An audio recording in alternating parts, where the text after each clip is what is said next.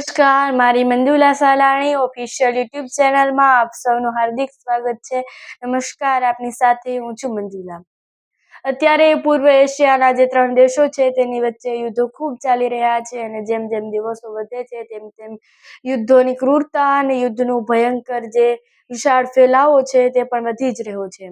ત્રણેય દેશોમાં તબાહી મચી રહી છે અને એકબીજાના જે ઇમ્પોર્ટન્ટ સ્થાન છે અને જ્યાં તેમની અગત્યની જગ્યાઓ છે ત્યાં ખૂબ હુમલાઓ થઈ રહ્યા છે. ઓઇલ પોઈન્ટ છે ત્યાં પણ હુમલાઓ થઈ રહ્યા છે અને જેના કારણે તે દેશોમાં બધે જ ખૂબ હાલાકી થઈ રહી છે. ખૂબ ભીષણ યુદ્ધો છે અને તેમાં કેટલી મિસાઇલો અને કેટલા બધા નુકસાનો કે તેમાં વાત જ ન પૂછો એટલા નુકસાનો એ ત્રણેય દેશોને થઈ રહ્યા છે.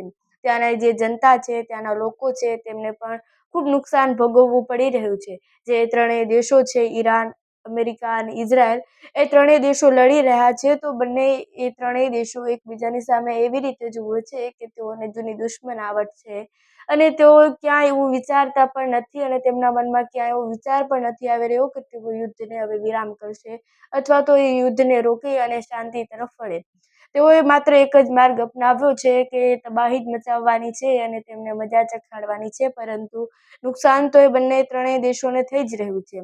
લોકોને તો ભારેથી ભારે નુકસાન થઈ રહ્યું છે અને આ યુદ્ધના લીધે તેઓ ખૂબ ભારે નુકસાનીમાં જીવી રહ્યા છે. ત્યારે એ માત્ર એ દેશના લોકોને જ નુકસાન નથી પહોંચી રહ્યું, અન્ય દેશના લોકોને પણ ખૂબ નુકસાન પહોંચી રહ્યું છે.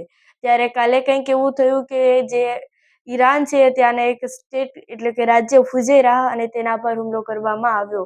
ત્યાંનું જે ઓઇલ પોઈન્ટ હતું તેના પર હુમલો કરવામાં આવ્યો અને ઓઇલ પોઈન્ટ પર હુમલો કરવામાં આવ્યો. ત્યાં એ ઓઇલ પોઈન્ટ ઉપર હુમલો કર્યો ત્યાર પછી ત્યાં ખૂબ આગ લાગી. એ ભીષણ આગમાં 3 ભારતીય હતા અને 3 ભારતીયોએ ખૂબ ગંભીર રીતે ઘાયલ થયા. આ વાત આપણા ભારત સુધી પહોંચતા ભારતના વિદેશ મંત્રાલય દ્વારા એક સંદેશ મોકલવામાં આવ્યો અને વિદેશ મંત્રાલય દ્વારા એવું કહેવામાં આવ્યું કે જો ભારતીયોને કંઈ નુકસાન થયું અથવા તો જે નિર્દોષ લોકો છે તેમને કંઈ પણ થયું તો એ ચલાવી લેવામાં નહીં આવે તેવું ભારતના વિદેશ મંત્રાલય દ્વારા કહેવામાં આવ્યું છે.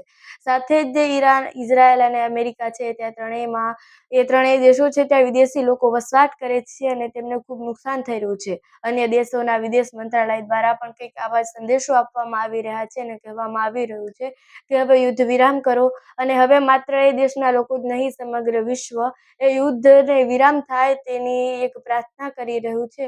પરંતુ અત્યારે એવું નથી થઈ રહ્યું. એકબીજાના વિમાનો ઝડપાઈ રહ્યા છે, ગુમ થઈ રહ્યા છે, મિસાઇલો તૂટી રહી છે અને લોકોને નુકસાન પહોંચી રહ્યું છે. અત્યારે અમેરિકાનું એક વિમાન હતું તે પણ ગુમ થઈ ગયું છે અને તેની શોધખોળમાં અમેરિકા હજુ પણ લાગી રહ્યું છે. એના પહેલા પણ અમેરિકાના કેટલા મિસાઇલો અને એક પાયલોટ હતા તેઓ પણ ખોવાઈ ગયા હતા અને ફરીથી તેમણે તેમને પ્રાપ્ત કરી લીધા હતા. પરંતુ આનાથી બહેતર છે કે તેઓ યુદ્ધનું વિરામ કરે અને જલ્દી યુદ્ધનો અંત લાવે તો સારું. તો તમારું આ વિષય પર શું કહેવું છે કમેન્ટ્સ પર જરૂરથી જણાવજો. સાથે જ મારી Manjula Salani official YouTube channel પર આવ્યા છો તો સબસ્ક્રાઇબ કરીને જ જજો. નમસ્કાર.